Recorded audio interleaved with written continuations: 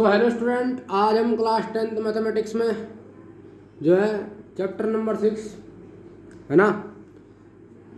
तो chapter number 6 में Thales theorem prove करेंगे। ठीक है, बहुत ही most important question, most important theorem है, यानी प्रमेय, थेल्स प्रमेय है। ठीक है, थेल्स प्रमेय कहता क्या है, ध्यान से सुनो। 6 नंबर में बोर्ड में आएगी। ठीक है, बहुत इंपॉर्टेंट क्वेश्चन है, इसको कर लीजिए। ठीक है, 3 स्टार लगा लो, इसमें कोई बात नहीं है, हर बार आती है स्टूडेंट, हर साल आती है। ठीक है ना, तो ध्यान से देखो क्या कर रहा है। थेल्स प्रमेय, यदि किसी त्रिभुज की एक भुजा के समांतर अन्य दो भुजाओं को भिन्न भिन्न बिंदुओं पर प्रतिच्छेद करने के लिए एक रेखा खींची जाए तो ये अन्य दो भुजाएं एक ही अनुपात में विभाजित हो जाती हैं। ठीक है, तो हमें एक त्रिभुज एबीसी दे रखा है। ठीक है, जिसमें भुजा बीसी के समांतर, ठीक है, खींची गई रेखा एक है ना, बीसी के समांतर खींची गई एक रेखा अन्य दो भुजाओं को AB और AC को क्रमशः D और E बिंदु पर काटती है। ठीक है ना भाई, ABC मैंने क्या बनाया, एक ट्रायंगल बनाया। ठीक है, जिसमें भुजा BC के समांतर जो है खींची गई रेखा है अन्य दो भुजाओं को AB और AC को क्रमशः D और E बिंदु पर काटता है। ठीक है, आई बात पकड़ में। ABC क्या है, एक त्रिभुज है जिसमें BC के समांतर AB और AC जो भुजा है उसको क्रमशः D और E बिंदु पर वो काटता है।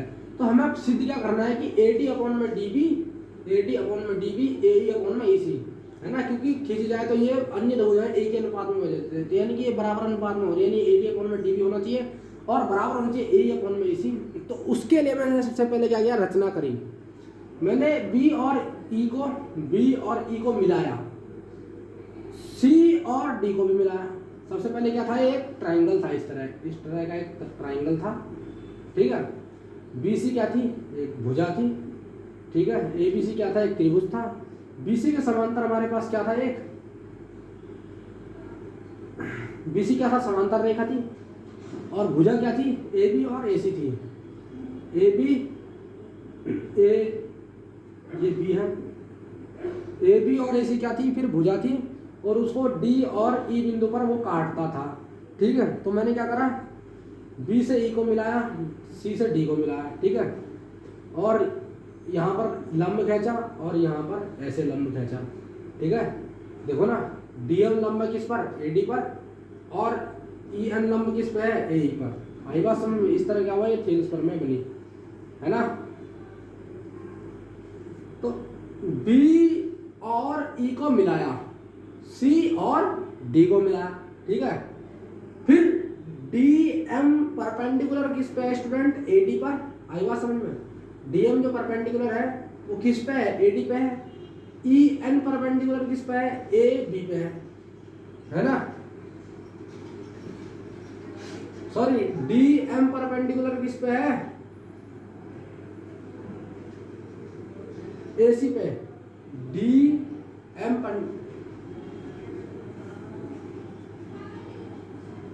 ये DM है ना स्टूडेंट, ये यहां से लेके यहां पे DM, वो किस पे परपेंडिकुलर है, ऐसे चल रहा है ये D, ये M, ये क्या है, AC। तो DM किस पे परपेंडिकुलर है, AC पर। आई बात समझ, आप समझ में आया। ठीक है ना, तो DM परपेंडिकुलर किस पे है, AC पे, और EN परपेंडिकुलर किस पे है, AB पे। ठीक है, ठीक है ना, तो ये बात सुन भाई। तो नाउ एरिया ऑफ त्रिभुज ADE का क्षेत्रफल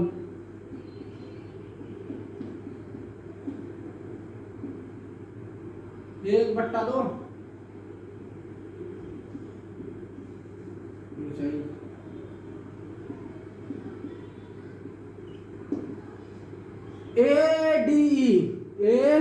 ADE का क्षेत्रफल। तो आधार क्या है स्टूडेंट इसमें, AD, ऊंचाई क्या है, ये है ना भाई, ये है ना ADE,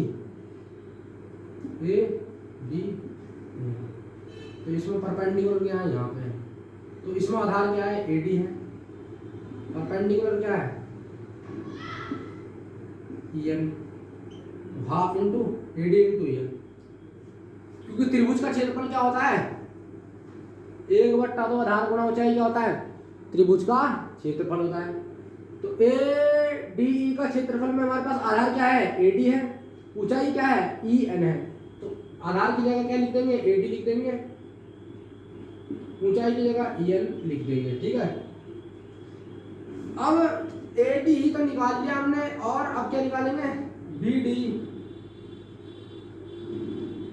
बी डी 1/2 आधार क्या है, बी डी ई में आधार क्या है स्टूडेंट, बी डी आधार है, ऊंचाई क्या है फिर, ई एन है, ठीक है ना, समझो, ध्यान से समझो। बी डी ई में आधार क्या है, बी डी तो है, अरे है कि नहीं है, डी बी या बी डी कोई दिक्कत नहीं है, इसको बी डी लिख दो या डी बी लिख दो, डी बी लिख दो या बी डी लिख दो, कोई दिक्कत नहीं है। तो डी बी क्या हो गया, बेस हो गया, और हाइट क्या होगा इसके लिए, ई एन हो गई, ठीक है। आई बात समझ में। तो क्या करेंगे, area of triangle A D E upon में area of triangle B D half into A D into E N, तो half into D B into E N, half से हाफ कैंसिल, ई एन से E N cancel, तो क्या बचा, A D upon में D B, ये हो गई इक्वेशन है, ठीक है। सिमिलरली यानी कि इसी प्रकार area of triangle AD half into AD into N upon में half into DB into N, ये इसको और इसको डिवाइड मारा हमने, भाई एडी ही अपॉन में डीबी ही किया हमने, तो डिवाइड किया तो हमारे पास एडी अपॉन में डीबी आ गया। इसी प्रकार हम क्या करेंगे, अब पुनः एडी ही का क्षेत्रफल निकालेंगे, एरिया ऑफ ट्रायंगल एडीई तो हाफ इंटू एडीई में अब क्या है, बेस इस तरफ से, अब परपेंडिकुलर हम डीएम लेंगे, ठीक है। तो एडीई में बेस क्या है हमारा, ए है, और हाइट क्या है, डीएम है,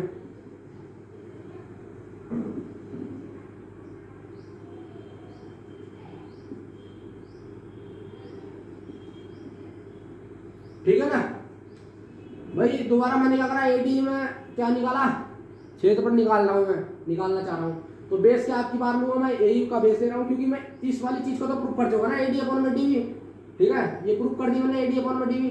अब मेरे को ए अपॉन में इसी करना है, तो अब की बार हमारा ए डी में क्षेत्रफल निकाला, तो हमारा बेस ये ले रहे हैं हम, ए ही ले ले रहे हैं, और हाइट क्या ले लेंगे, डीएम ले लेंगे, ठीक है, कोई बात नहीं है, ठीक है।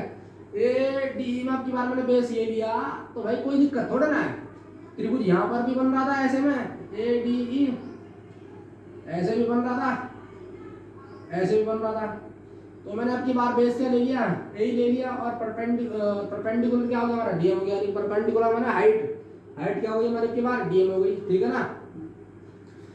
अब हम एरिया ऑफ ट्राइंगल ले लेंगे, क्या ले लेंगे, डीईसी ले लेंगे, एरिया ऑफ ट्राइंगल डीईसी, तो हाफ इंटू डीईसी ले लेंगे, तो बेस क्या होगा हमारा स्टूडेंट, ध्यान से देखो, बेस क्या होगा हमारा, बेस क्या होगा हमारा, ईसी हमारा क्या होगा, डीईसी, तो ईसी हमारा क्या होगा, बेस होगा, और हाइट क्या होगी हमारी, डीएम ही होगी, ठीक है भाई। एरिया ऑफ ट्रायंगल एडी ले लिया, तो बेस क्या हुआ हमारा, ए हुआ, हाइट क्या हुआ, डीएम हुआ। अब हमने एरिया ऑफ ट्रायंगल डीईसी लिया, तो हमारे पास बेस क्या होगा, ईसी हुआ, और हाइट क्या हुई, डीएम, डीएम ही तो होगी हाइट, यहाँ पर तो हाइट है नहीं ना कोई, तो ईसी क्या होगा हमारा, बेस हो गया, डीएम क्या होगा हमारा हाइट हो गया।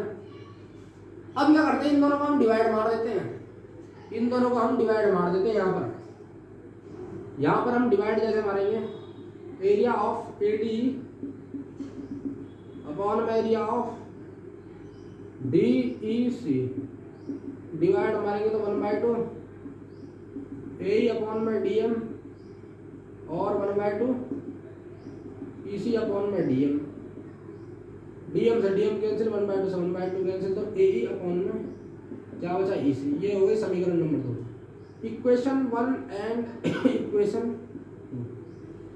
तो इक्वेशन 1 ये रही, एरिया ऑफ ट्राइंगल क्या,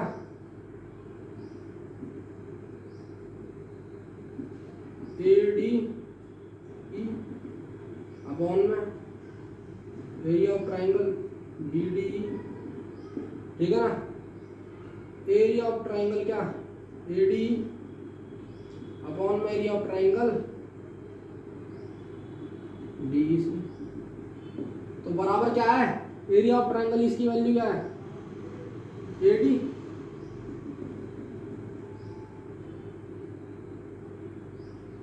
ए डी से ए डी कैंसिल हो गया भाई, इन दोनों को बराबर रखा ना मैंने, पहली इक्वेशन और दूसरी इक्वेशन को बराबर रख रहा हूं, तो ये क्या बचा ए डी से ए डी कैंसिल, इन दोनों को बराबर रखता हूँ, ए डी अपॉन में डी भी हो जाएगा, ए अपॉन में ई सी हो जाएगा, ये हमारा क्या हो गया प्रूफ हो गया, ये हमारी क्या हो गई थेल्स पर में हो गई।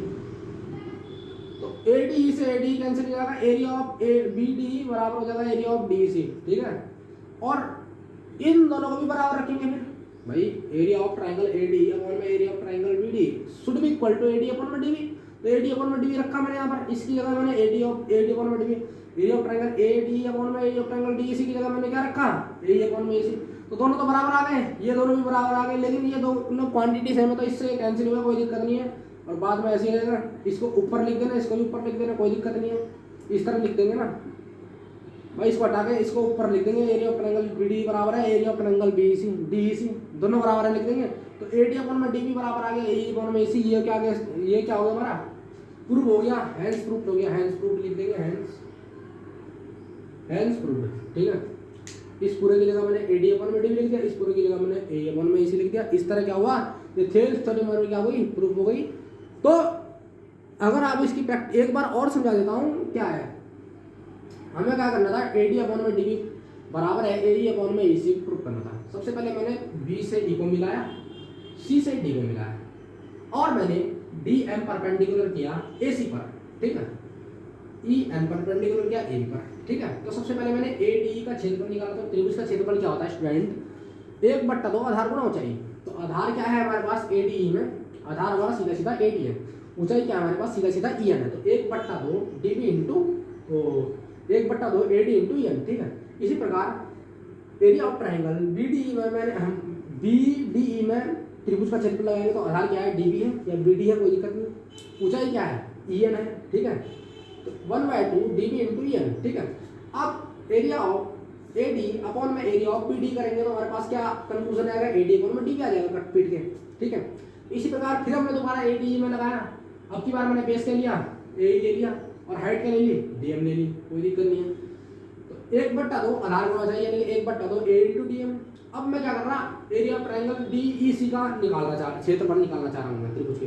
तो 1/2 आधार क्या होगा हमारा ई सी हो जाएगा, बेस आधार क्या होगा ई सी हो जाएगा डी ई सी में, और ऊंचाई क्या हो जाएगी हमारी फिर डी एम हो जाएगी। इन दोनों को मैं डिवाइड दूंगा, area of triangle A D upon में डी ई सी, तो काट पीट के हमारे पास क्या आ जाएगा ए ई अपॉन में ए सी। अब समीकरण एक ये है, समीकरण दो ये है, इन दोनों को मैंने इक्वल रखा।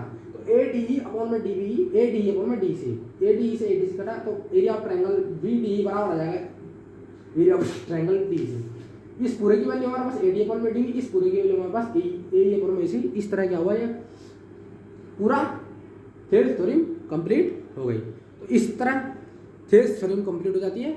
6 नंबर आपको मिल जाएंगे, आप प्रैक्टिस करेंगे, ठीक है।